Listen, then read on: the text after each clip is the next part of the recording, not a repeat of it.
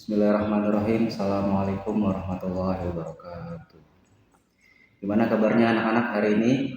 Oke, hari ini kita akan belajar tentang menjalani hidup penuh manfaat dengan menghindari berfoya-foya, ria, sum'ah, takabur, dan hasad. Baik, materi kali ini adalah materi mata pelajaran pendidikan agama Islam dan budi pekerti kelas 10 yang diadakan untuk anak-anak SMK PGRI Kamal Judi. Oke, yang pertama nih ya, Bapak mau ngasih pertanyaan ke kalian. Kenapa sih kita harus menjalani hidup penuh manfaat dan menghindari akhlak tercela? Jawabannya jelas, karena dapat merusak hubungan kita dengan Allah dan sesama manusia. Di dalam Islam itu ada larangan.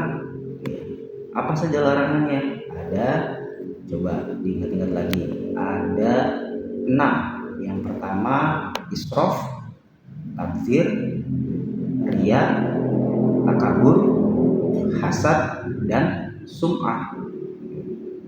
Apa itu tabdzir dan israf? Tabdzir itu adalah membelanjakan harta tidak pada jalannya.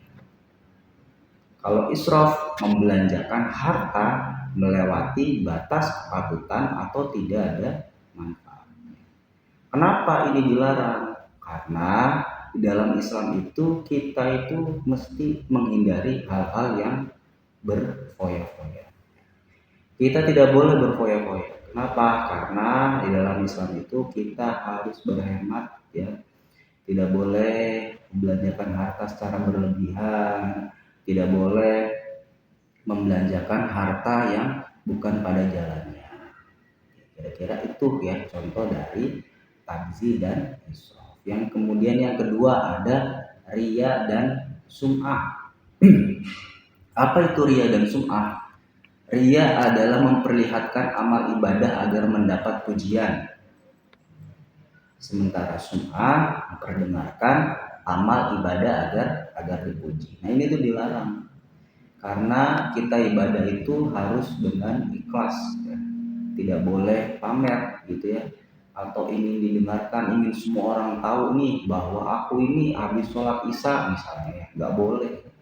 Jadi kita harus ikhlas dalam beribadah hanya untuk Allah, bukan untuk teman kita, bukan untuk orang tua kita. Jadi kita harus ikhlas. Ria dan sum'ah ini dilarang ya anak-anak ya, sehingga kita harus menghindari. Kemudian yang berikutnya apa? Ada takabur dan hasad. Takabur itu apa sih? Takabur itu kita merasa lebih hebat daripada orang lain. Kalau hasad itu kita merasa senang nih atas nikmat orang lain dan ingin menghilangkannya gitu ya. Orang yang takabur itu orang yang sombong. Kenapa? Karena dia merasa lebih hebat daripada orang lain. Misalnya nih, kalian belajar di kelas ya, kemudian ada teman kalian yang tidak bisa gitu ya, diajarin. Jangan merasa hebat sendiri, aku ini hebat gitu ya. Itu tidak boleh. Atau kita merasa senang, oh kamu ini bodoh nih, kamu nggak bisa gitu. Itu juga tidak boleh. Itu termasuk dalam hasad dan takabur. Kenapa semuanya itu dilarang ya dalam Islam? Karena syarat diterimanya amal itu beramal dengan ilmu. Ya, kita harus punya ilmu. Setiap beramal itu kita harus punya ilmu. Kemudian yang kedua kita harus ikhlas karena Allah. Yang ketiga itu harus sabar dan ikhlas dalam pelaksanaan.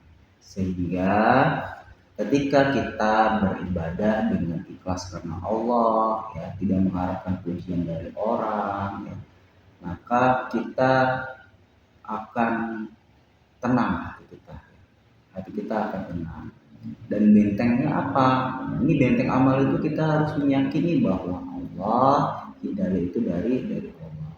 Kemudian kita juga harus punya niat bahwa ridho Allah itu adalah di atas segalanya.